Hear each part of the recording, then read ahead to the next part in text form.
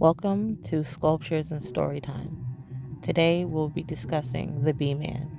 I live in an extremely active area in the South Bronx, and this is something that I saw with my own two eyes on my windowsill.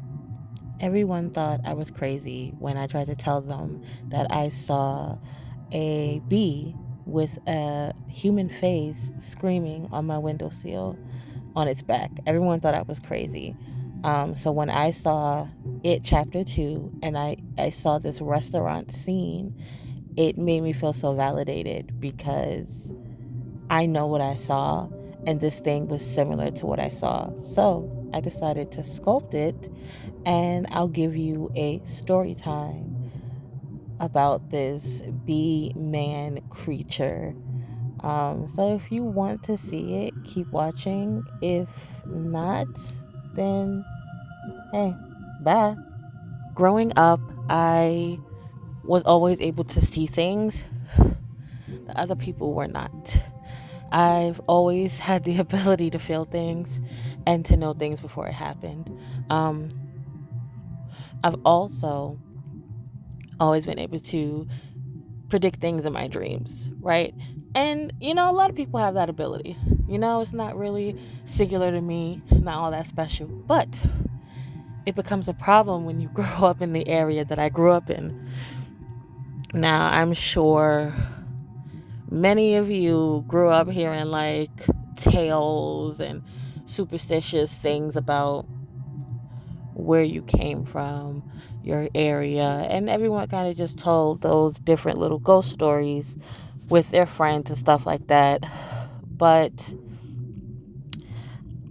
I personally never really put too much stock into it because I'm like, they're lying. They're just saying this stuff to scare us. Unfortunately, my naivete would come to bite me in my ass. So, the folklore from my neighborhood was that it was built over an Indian graveyard. And coming from the South Bronx, I mean, of course there were Native Americans there. Of course there were indigenous peoples there. We all know the history. We know that. So at least on that standpoint, I thought that that was true, especially because I would see things and I'm like, okay, well, but to the extent that these people were talking about like things happening, I did not believe them, right? And that, again, naivete. So I decided to do some digging, and I wanted to see how true all of this was, because there were a lot of things that happened in my neighborhood that just were not explainable, and it never sat right with me. But it wasn't until I decided to do the sculpture and do the research for this video that I discovered how fucked up it actually is. The indigenous peoples of that land at that time were the Lenape tribe. And they pretty much covered that whole area. And they were really peaceful people, really respectful people of nature and all things. This is Bensonia Cemetery, which allegedly was said to be built over a traditional Native American um, place of rest. Apparently, this was really sacred land, and just like colonizers do, they took it over and they put their own crap there. Bensonia Cemetery was the public cemetery for the town of Morrisania. And on top of that, because that's already creepy, but on top of that, soldiers that fought during the Revolutionary War on both sides were also buried at this cemetery before it was closed. Now, I know you're wondering, did they remove the bodies the right way? Absolutely not. Instead, they sold the land and they built a park on it. Okay? A park. Look at that. I used to go there when I was a kid. Mind you, let's not forget that that was originally Native American sacred land, right? So they just sold everything. They just sold everything and built on top of it. And the craziest part is they don't even know if they removed everything. Case in point, look at that headline. Centuries old human remains unearthed outside South Bronx High School. That was in 2020. Okay? Like 2 years ago, 2020. So, now that you have that little backstory, now you can understand why the area I lived in was such a hotbed for all things evil. Just like the South Bronx. So, let me set the scene for you, okay? It's nighttime. I'm about 9 or 10, maybe 11. But it's nighttime and it's summer, it's hot, people are outside, and my mama did not play about having us outside when she wasn't outside. Like, she did not play about shit like that. So I'm sitting in my room, my brother's room, and I'm looking out the window. We're all in there chilling, right? And all of a sudden I hear a little tiny screeching, right? A tiny screeching, nothing too loud, but since I was sitting by the window, I heard it. And then I heard a scratching, kind of, right? So that isn't out of the ordinary at all. Honestly, it's like, okay, you live in a projects, girl. Like, you're going to hear a lot more than some scratching and squealing, right? But I kept hearing it and I kept hearing it. So my dumb ass, this had to be the colonizer in my DNA. That's what it was. That's why. But I decided that I wanted to look out the window, right? As if my mother never told me, like, yo, don't ever go check shit out. I decided to go check it out. And you know what? That serves me right for going to check it out, because this thing has been burnt in my psyche and I don't think I will ever forget it. So it's real dark. I look out the window, and on my window sill is a bee. Now, the thing had to be the size of my hand. Like, and mind you, I was really young, right? It was on its back as if it got turned over and couldn't get up. It had, the wings was probably the size of the body, as you will see with this sculpture, right? So it was on its back, it was turned over, it had the exact body, and when I mean exact body of a bee, but way bigger, obviously, because it was the size of my hand, right? So think about the anatomy, blow it up the size. I ain't doing all that for you, right? So the entire body was a bee's body. The entire body was a bee's body, right? It had, like, the four legs that it was shaped like a bee's arms and legs, the little spikies and all that. But the hands weren't pointed. The hands were hands. For the feet, I can't remember, but I think the feet were pointed. But the hands were like these little tiny ass hands. Sorry for the blur. There we go. I'm using my camera and I was doing a lot of table shaking. But anyway, the hands were tiny hands. It was all in black. It had a stinger, a long stinger, kind of thick too, because it was a fat ass bee, right? But that's not the thing that was terrifying about it. The thing that was utterly terrifying about it was that it had it had the face of a man. I'm a little, sorry. But it had the face of a man. And it it had like tan skin. I wouldn't say white, but it wasn't dark. It wasn't dark skin. I don't know what the fuck it was, but it had like tan skin. It was a man's face. It had like kind of spiky-ish hair, like short kind of spiky-ish hair, like a fucking bee. Oh, I just made that. I just put that two together. That's fucking creepy. Oh, because I always wondered for years why his hair looked like that, like fucking surfer dude. No, it's because it had hair of a bee. Ew, creepy. Anyway, whew. So anyway, it had spiky hair, and the face looked like a human face. It had eyes, it had a nose, it had a mouth, eyebrows. It had like full facial features. But the thing that was terrifying about it was that I think it got injured. I don't know. But it was looking at me with this look of shock and terror and pain. And it was making that fucking squealing sound. So imagine you're like 9 or 10 years old. It's nighttime and you are looking at something like this that's the size of your fucking hand. Okay? Can you imagine the fear? Can you imagine the terror? I stared at it for quite some time because I just knew in my mind that I was tripping. I knew in my mind that this couldn't be real. Like my brain could not and would not compute the fact that like I'm seeing something like this.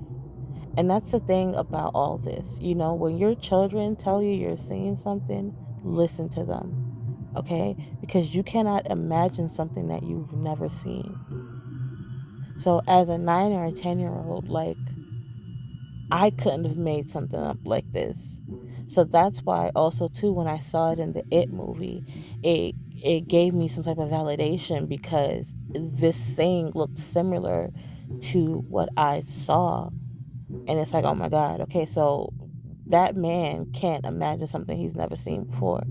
You know, everything that we imagine are little bits and pieces of something that we know. But to have seen something like this at 9 or 10 years old, that just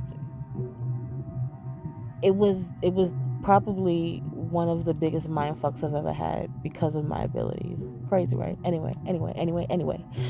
So it's looking at me. It's doing that weird screech. And then the creepy thing about it was also like moving side to side as if like any any bug that gets turned over and is trying to flip back on its side, it was doing that. It was doing that. Oh my God. Oh, the creepiness. So it was kind of shifting, you know, left and right, moving around. Like it was kind of like trying to scratch his back. You know, when you try to scratch your back on a wall, right? And you kind of got to do that little shimmy, shake, shimmy, the little shimmy, shake, shimmy, right? That's what it was. That's what it was. It was that. It was that movement, that little repetitive movement, right? So it's doing that movement, it's making that noise. And then when it sees me and it sees that I can see it, it gets more scared. Like, oh my God. So I'm looking at this. I'm quiet. I'm looking at it. It's looking at me. It's like, oh, you're definitely not supposed to be seeing me. And I was like, oh, definitely freaking out because I know I'm not supposed to be seeing you, but I did. What the fuck is happening? Type of thing, right? So I'm looking at it. I am quiet. I am quiet. We staring at each other. Real bitch, what you about to do? Type energy. And I finally got to break out of my fear induced fucking paralysis, right? And I screamed. And when I screamed, it was when I screamed, I slammed the window shut because the window was open. That's the other terrifying thing about it. The window was fucking open, and I was sitting in front of the window. That bitch could have flew on my face and attacked me. Like I was terrified. Oh my God. Sorry, I had to calm down a little bit because I'm reliving this shit. Like, I don't talk about this. I haven't talked about this in a long time. But anyway, I screamed because I was like, what the fuck was that? Right? And it, when I slammed the window down, I guess the force of how hard I slammed it knocked it off, right? It knocked it off the windowsill. And it ended up like flying away. But by then, like I turned around, I covered my face, I was screaming, right? And at the time, my mother wasn't home. Yeah, my mother wasn't home, and my sister was watching us, my older sister. Um, so I'm screaming and shit, right? I'm scared and terrified and whatever. And I tell my siblings, I'm like, yo, I just saw a fucking BeeMan. I think I was crying, like that's how scared I was, because I don't think you understand like how terrifying this is. Okay, terrifying, right? Okay, so I'm crying. I'm like, I saw this bee thing. It was on the windowsill, and the way that I explained it was like you trying to itch your back, doing that little movement. That's what I did. I was like, it's doing like this, like it was turned on its back and it was screaming and it was looking at me. Like I was terrified. And it's not like we hadn't experienced anything else in the house. It's not like we hadn't had any other instances of things happening that weren't supposed to happen. Like all of us experienced some really, really scary things in that house. Like I firmly believe that there was a demon in my house. I firmly believe that there was a poltergeist in my house and my old apartment. And I genuinely have concern for anybody else that lives in that apartment after us, because we all had gifts. We all did things that we were not supposed to do, like play with Ouija boards and stuff like that. um and then also too, it was the culture. It was growing up in the 90s. You and your friends, you did stupid shit like that, or went up to the roof when you weren't supposed to. I didn't do that, but like my sister did and my brother did, stuff like that, right? So, and then also too, going places where we weren't supposed to go, going to parts of the playground we weren't supposed to go to, doing stuff like that, right? So the fact that like I was telling them this shouldn't have been a surprise, because we had all seen some really weird things that we couldn't explain all on our own, and it was just common knowledge. But tell me why these niggas started laughing at me, right? Them knowing full and well, right? Them knowing full and well about this nigga. Not this nigga, but the other nigga in the house, knowing about that fucking demon, knowing about the poltergeist, like knowing about all of that. Me talking about this B nigga on a windowsill, like doing the salsa slide on his back, like that was far fetched. Like what? What? Me and my brother saw a monster come out of our kitchen sink when we were playing hide and go seek. Him and I both, and to this day we cannot explain it. To this day we both saw the same thing. And that's why I said we had a demon in our house, because it was able to do things and turn into things that it shouldn't have. Like, and it was things that were from our recesses, right? So the fact that these niggas started laughing at me, oh, I was big mad. I was so mad. I remember getting upset and crying, and they're like, oh, you being dramatic, you just being dramatic, you didn't see that, you didn't see that. Like, we see some real shit, and you telling me I didn't see that? What? What? Anyway, sorry, it took me back. But I got really upset. I went in my room. I started crying. And then I don't think I ever told my mother, because my mother didn't play about that stuff. Like, my mother low key was a bruja. Low key. Like, but I used to always say that, but now I know that it is, it was passed down, you know? It was passed down through my bloodline. Um, so yeah, anyways. But my mother had the same gift, but for whatever reason, she never liked talking about it. She didn't even like when we talked about it. She would fuck it. She would be like so passionate about the fact that nothing was going on. You know what I was trying to say. Don't be disrespectful.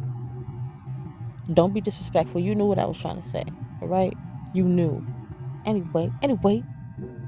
So, yeah, but she would never like talk about it. She would never talk about anything that used to happen.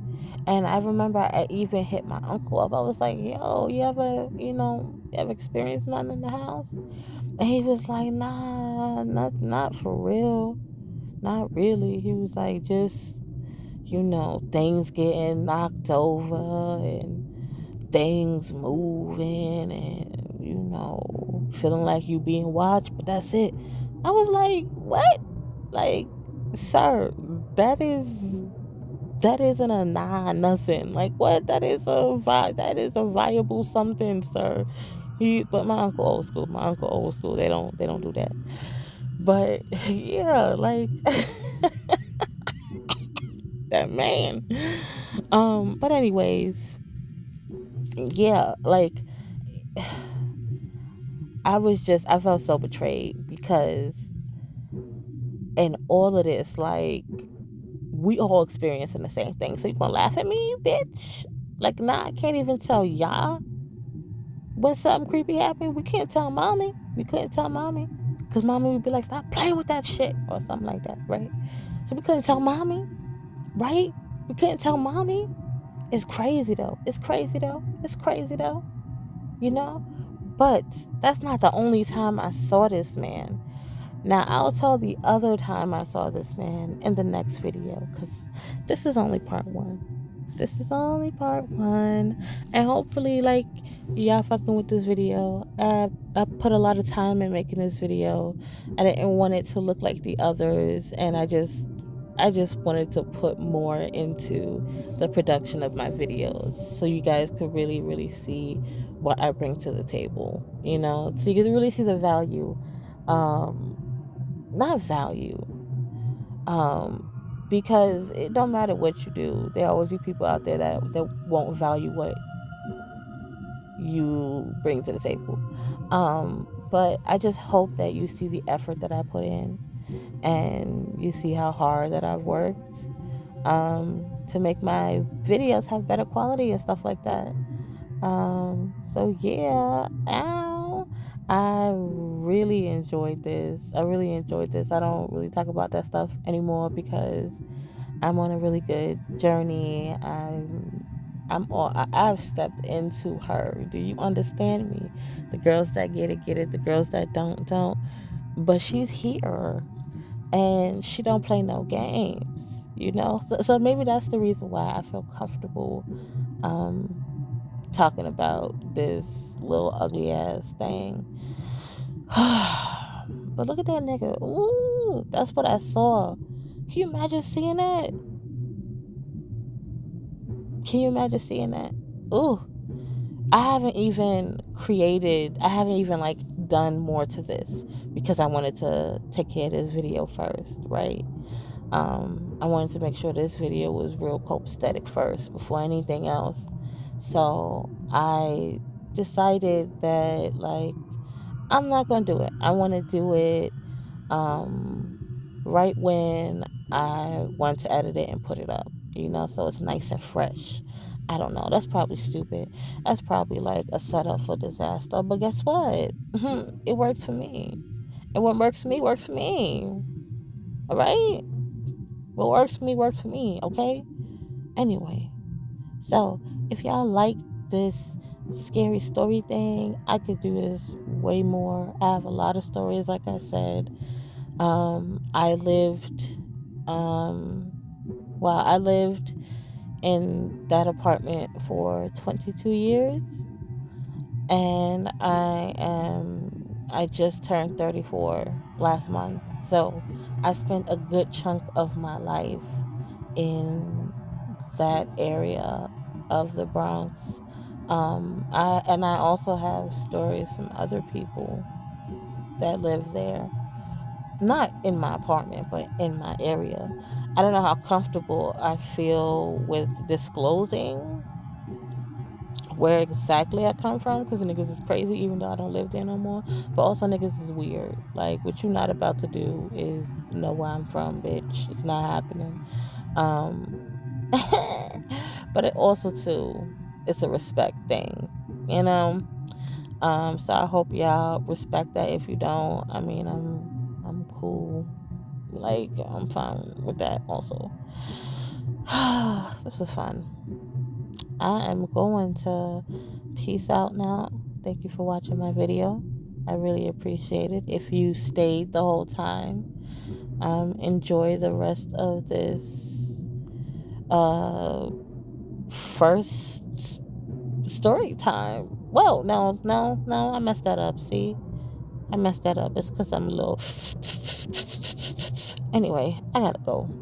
Okay, I try to close it out all cute, like the girls be doing, like the girls on YouTube, and that's why I stuttered. That's why. That's why, cause and itself was like, girl, no, we're not that girl, so we're not gonna do that. Copy. Thank y'all. Bye.